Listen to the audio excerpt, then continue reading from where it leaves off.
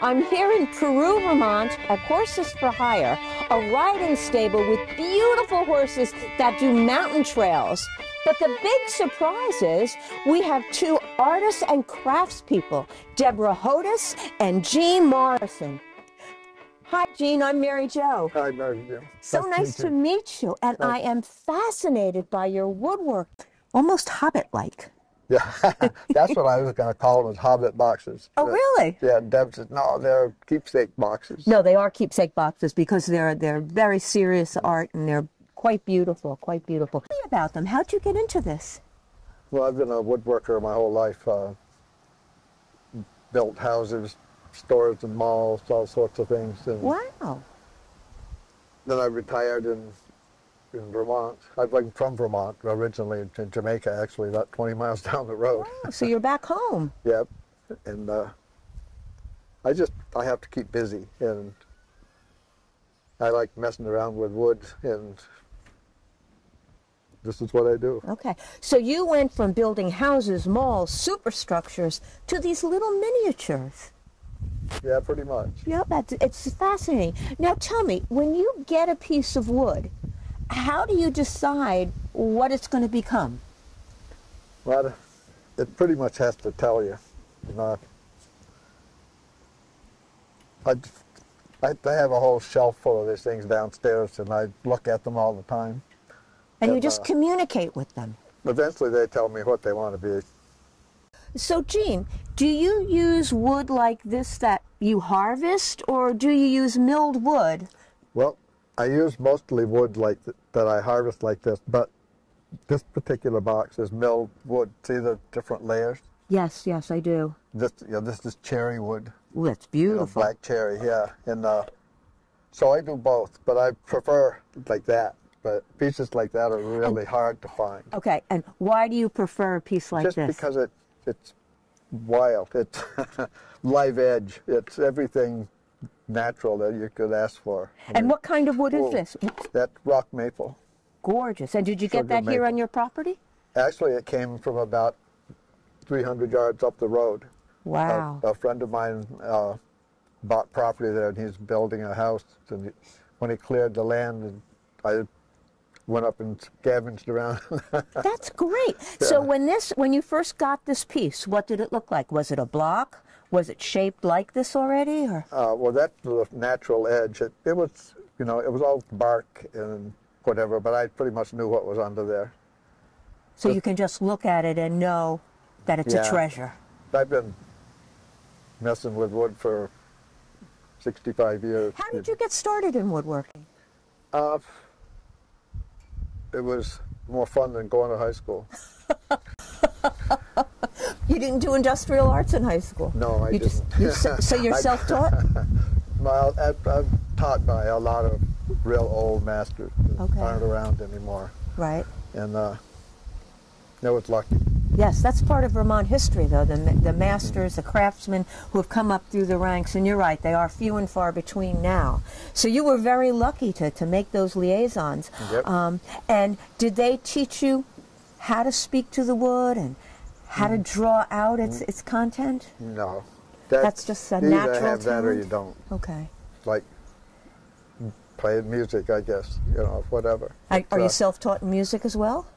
Pretty much, yeah, with a book. Okay, And just friends and watching other people. Okay, so everything's very organic and very natural. Okay, so when you are working on wood, what kind of tools are you using? The bandsaw is the main tool. This is a piece in progress. This is a piece of white ash that's unfortunately disappearing because of a moth. Right, right. And I am 80. What was the question?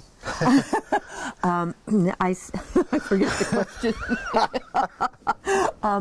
I said, what kind of tools do you use? You said the bandsaw, and you were saying this was a work in process. And belt sanders, all sorts of sanders, and I have a power carve I use to just a lot of different tools. Okay. So tell me, now I notice you're wearing special glasses because I think you have limited eyesight, did you tell me? Yeah. I'm legally blind, actually. You are, and yet you can use what I consider dangerous tools and create these beautiful pieces of art without harming yourself?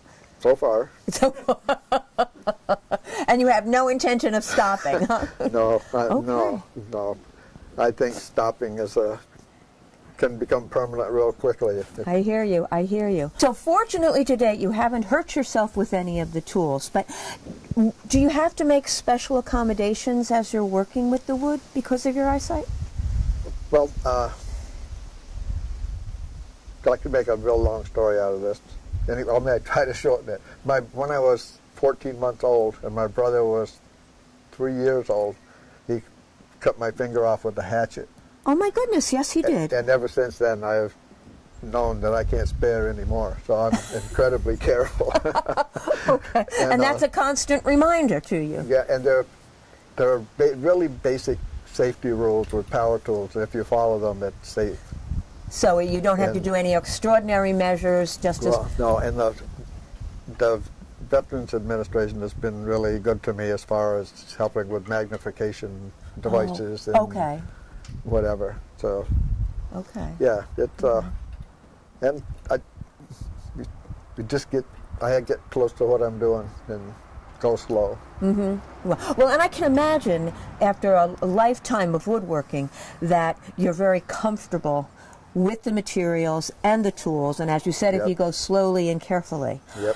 How do you make those tools create art?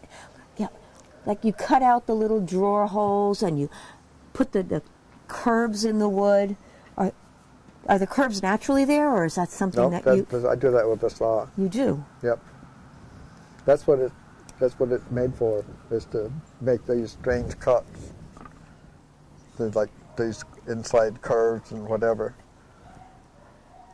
That's all done with the bandsaw. Now, how do you distribute your boxes? I've been to a couple of craft fairs in the farmers market in Londonderry a couple of times. And very nice. you have to start early and have more information than I had to get spots at places like that. So, yeah, you have to plan ahead for those. Yeah, so I'm sorry. I bet you love that because you're a real Vermonter and you like to talk with folks. And I like to talk about these. Other than that, I'm not all that much into talking to people.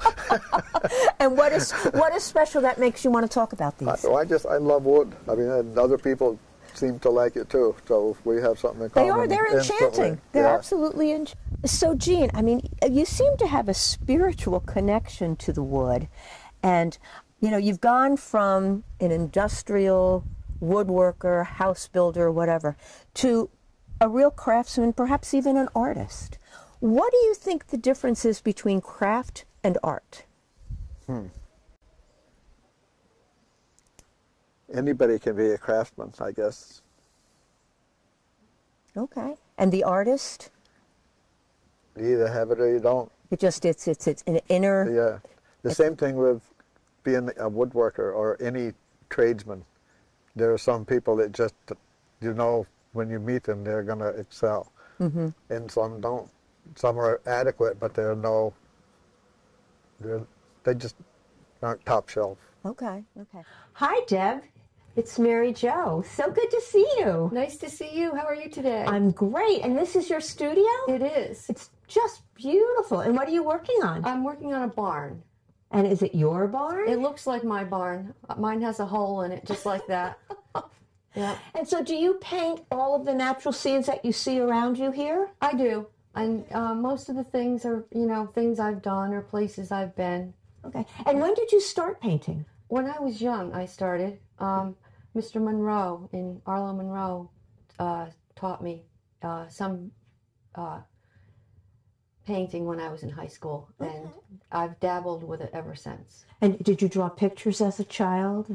Yes. Okay, so you always had this artistic draw. Yes, my mother too. Oh, interesting. Yes. So it runs in the family. Yeah. Now, did your mother paint pictures like yours? Murals. Murals. And Yeah. how did you choose natural scenes in almost kind of a folksy way? Yeah, I'm a folk artist. That's what I consider myself. And, Okay. it's mostly things from around here or places I've been. A lot of winter scenes. I like sliding. Okay. There's a lot of sleds. And as you were learning art and expressing yourself, how did you choose folk art as your favorite medium and source of communication? I was always drawn to it. Okay. It just, it speaks to you and it draws you. Mm-hmm. And how do you feel when you create a picture? Pretty good most of the time. Okay. Yeah. Does it draw a lot of emotional? Some of them. Yeah. Yes. Yes. I like that one up there. I'm pretty fond of with the little girl and the pony. Oh, yes. Yeah. And is that Earl? Your dog that's Earl? Yep, that's Okay. Earl. And those that you become fond of seem to draw emotionally from you? Yes. Okay. Yep. And when you come here to paint, how do you feel while you're painting? Relaxed. Relaxed? Yes, I find it very relaxing. Okay. De-stressing. Okay. And I know you have so much going on here with Gene, your husband, being a musician and a woodworker, and you put up preserves and vegetables. You've got an organic vegetable market. So I guess you do need to relax every once in a while. Yes. Yes. Sometimes it's in the middle of the night. Oh, really? I get the urge to come out here and paint. And tell me about that urge.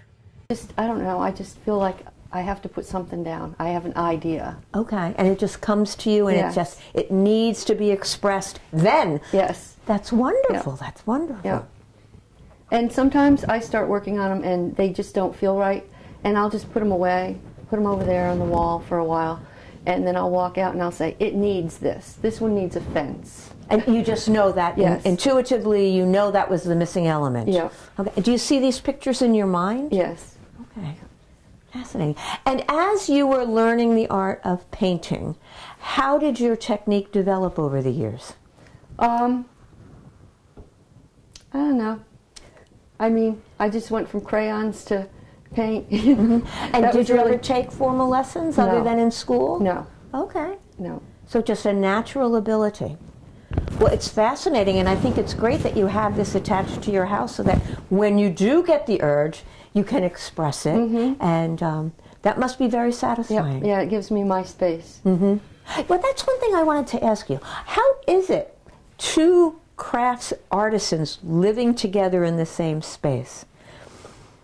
Do you find you get in each other's way, or do you enhance each other's abilities? No, he has his wood shop in the basement, and I have my little spot here. Okay. And then every once in a while, he will ask me to paint on his boxes. Okay, so there is that collaboration. So there is a collaboration. Okay. Yeah. And does he ever give you ideas for paintings? Oh, yes. And how about you, vice versa? Do you give him idea for boxes, or? Sometimes. Yeah. Yeah.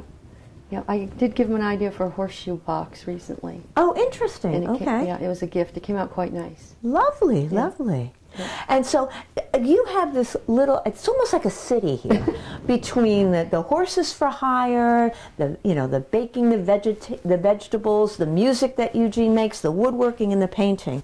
Do you ever leave? No. Everybody comes to you? Yes. That's marvelous. That's marvelous. We rarely leave. Okay. Now, do you sell your paintings? I do. And how do you do that? Mostly online. Okay. Facebook most of the time. Okay. Or right here. People come right here to the gallery and pick out what they want. There's actually 3 or 4 of these are sold. Okay. So you really don't have to do much advertising? I haven't, Okay. No. And do you do craft fairs or markets like Gene does? No. Nope. It's just all word of mouth and sight. When seen, I want it. Fascinating, fascinating. It really is lovely work. Thank you. This is a series. I have 2 of them. I have 2 more I'm going to paint where the gentleman gets bucked off the horse. That's very cute. Chasing the horse. Yeah. Yeah, it'll be a series of 4 when it's done. And how did you get the idea for that?